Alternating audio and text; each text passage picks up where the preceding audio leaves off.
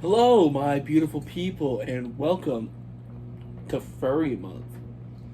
You see, throughout the month of February, we will be looking at different furry cartoons, and today we will be looking at Walt Disney's classic, The Jungle Book.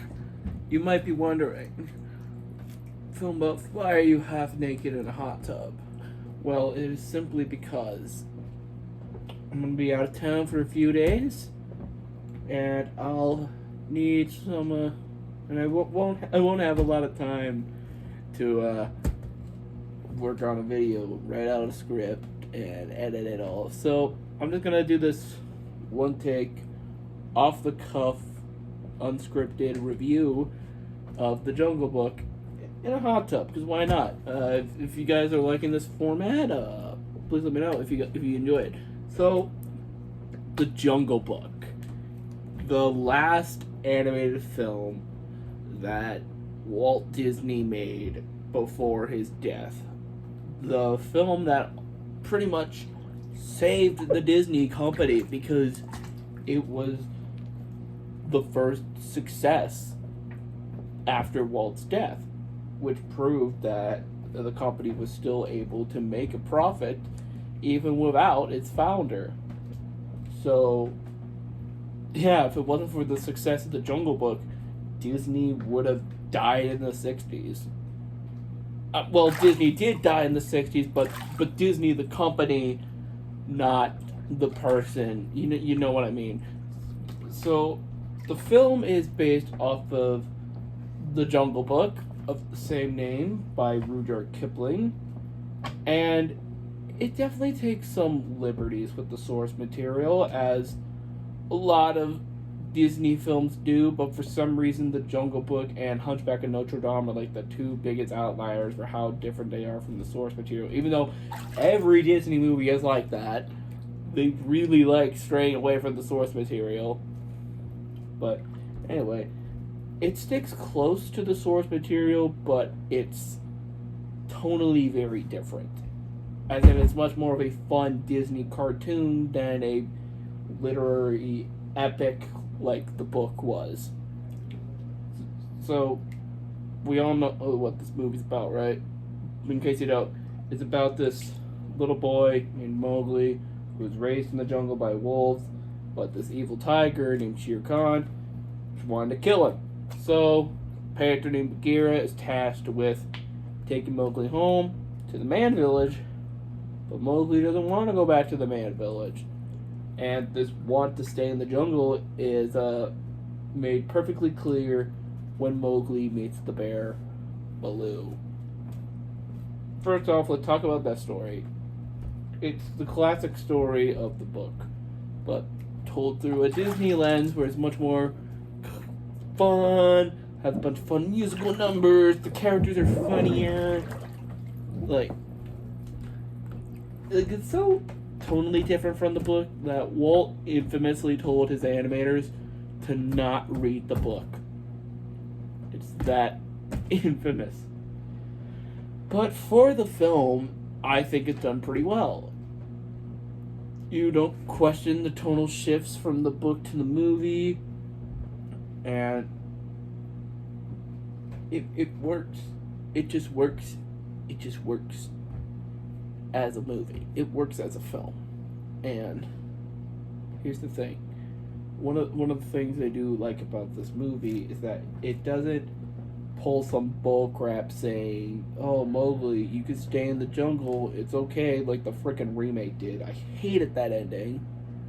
I did really enjoy the remake. I just hated the ending. But no, at the end of the movie, Mowgli goes back to the man village because that's where he's supposed to be.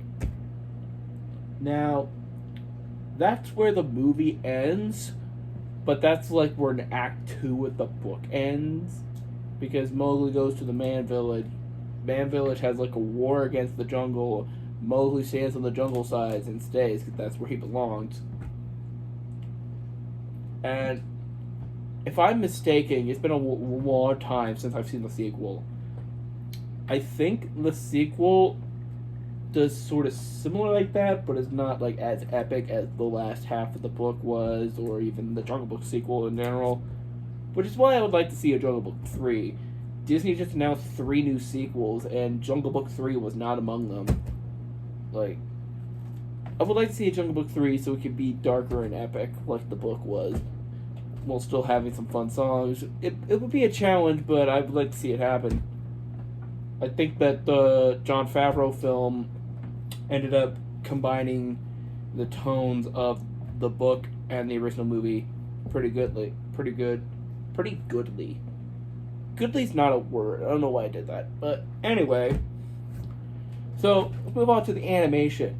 Now, this was during that time period where, due to the new Xerox process, which basically just got rid of the whole ink and paint process, Disney films were looking a lot cheaper and a lot sketchier. Now, I kind of like the sketchy style of Disney films. Although there are some films where it clearly does not work. And I think that Jungle Book is one of the films where it does work, because it's kind of like a book. Kind of like a book. Which is why I think Winnie the Pooh works really good for that sketchy style. It feels good for the roughness and the toughness of the jungle. And it really looks fun during the musical numbers and the action scenes. Although it is not really as distracting in here, but with the sketchy style in general, it is so distracting when you actually do see the little lines and the characters. Like, I had this problem so badly with Robin Hood.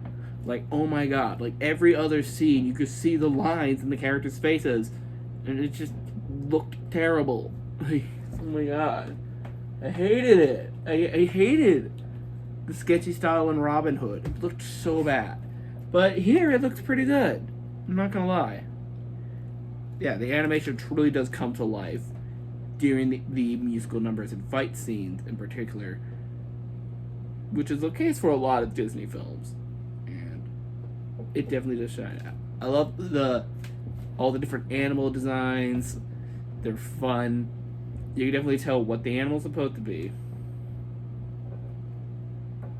And they're not overly huge, like in the remake. Like, King Louie was like 40 feet tall in the remake, which was stupid. The characters. Oh my god, who could forget the wonderful characters? Mowgli, I think, is a brat. I never liked Mowgli. Mowgli's an annoying little turd, and nobody likes him. Nobody cares about Mowgli. Mowgli is everyone's least favorite Disney character. Or like everyone's least favorite character from this movie. I think everyone's least favorite Disney character is like the dad from Chicken Little, or Gurgi from the Black Cauldron, or whatever. But yeah, Mowgli sucks. All the other characters are fun. Those elephants with the acting like they're in the military. Like, why would elephants know what they're in the military? Bagheera is a good straight man. You gotta love how firm and strict he can be, and his reactions to everything can be funny, which is what a good straight man should be. Baloo is just he's just the homie. He's just the guy. Baloo is everything you want to be. Caregoing, free, a little bit lazy, but getting the job done when it needs to be done. King Louie, like, I love King Louie, man. He's my favorite character. He has the best scene and the best song in the movie. Kaa is such a wonderful secondary villain. Secondary villains don't really get that much attention in Disney films, but Kaa is a great secondary villain. Let's be honest. And he's voiced by Sterling Holloway. How can you go wrong with Sterling Holloway? The dude was like in every Disney film from like almost every Disney film from like 1945 to like 1970. He was basically, for a while, he was basically Disney's John Ratzenberger, which was kind of insane. I guess the animators, probably like the animators at Pixar, just really got sick of his voice after a while, which is why they pretty much just stopped using him after the final Winnie the Pooh short. And, of course, how can we forget about Shere Khan, voiced by the same voice actor behind freaking Frollo, which, awesome. He just has such a wonderful, delicate, sophisticated voice that's perfect for villains. And you just love how sinister he is. Like, he doesn't have a goal. He doesn't have a want or a need to hunt, to murder this child. It's just the thrill of the hunt. Like, he just does it because it's fun, and that's what's terrifying about him. And it makes for a great threat, because you don't really see him until like 40, 50, maybe even 60 minutes into the movie. And it works because you're just constantly anticipating, like, when is he going to show up? Like, how threatening is this guy, really? And then he almost kills Baloo at the end of the movie, which definitely did not go well with me as a kid. And I almost forgot about the vultures. The vultures are fine. They're cool. The most interesting about them is clearly not the vultures themselves or the characters. It's the fact that they were supposed to be voiced by the Beatles. The Beatles were supposed to be in a Disney movie, and they turned down the role. And their song, That's What Friends Are For, was supposed to be more of a Beatles-style 60s pop song. But when the Beatles decided to not join the film, the Sherman Brothers instead changed the song to be more of a classic barbershop quartet song. Speaking of the songs, let's talk about them. So, all except for one of the songs were written by the legendary songwriting duo, the Sherman Brothers, who famously hated each other, but they managed to make some pretty good music together. So the songs consist of Trust in Me. Trust in Me is a really fun, really good villain song. The main villain doesn't get a song, but the secondary villain does, and it's a blast. It's so much fun. Speaking of so much fun, we got The Bare Necessities, which is Baloo's song, and the only song in the film that was not written by the Sherman Brothers, which actually came from the original cut of the film that was much more darker and much more faithful to the original book. Which, strangely enough, is the only song from this film. It was the song that won the Oscar for Best Original Song.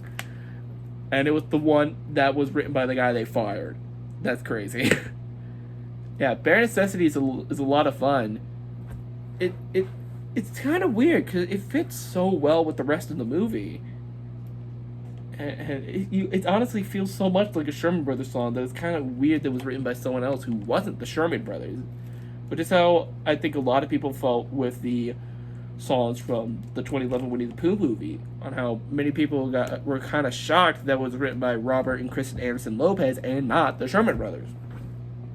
So, Bare Necessities is great. The marching song by the Elephants, I think this is the song everyone forgets is in the movie, but everyone remembers the scene. I don't think anybody really remembers the song, but it's there. I was posing for the thumbnail, could you tell? But anyway, next we have easily the best song in the movie. We got I Want to Be Like You, Ooh Ooh, by King Louie, which has much more darker and sinister intense within the song, because this is a villain song, really. I Want to Be Like You is a villain song when you really look into the context of the song and what King Louie is talking about. He's talking about he is singing about wanting to use fire in order to control all of man and to basically just become man himself. It's a song about arson, basically. But we all just suddenly forget about that and instead focus on the ooh, me too, I want to be like you, ooh, ooh. And of course, the Christopher Walken version just makes it even more funny. Which is weird because he's supposed to be more threatening in that film and a more obvious villain. And then we have That's What Friends Are For, which is the fun barbershop quartet, which was supposed to be a Beatles song. Which, it is a fun song. That's the thing about these songs. And the Jungle Book in general. It's fun. If you guys are in the mood for a fun time, and you just want to kick back, relax, chill, Max acting all cool while shooting some b-ball outside the school, you want to have a fun time with your friends, fun time with your family, put on The Jungle Book, man. Put on 1967's The Jungle Book. It's a classic. It's fun. It's a good time. Check out The Jungle Book on Disney Plus. It's on Blu-ray. Must watch for any fan of animation and Disney. But anyway, guys, that is it for the first video of February. That's what I'm calling it. I have some other fun videos planned for the rest of the month, including a Don Bluth movie and one of the most popular furry films ever made, which ended up becoming a massive franchise somehow. So definitely keep a lookout for that.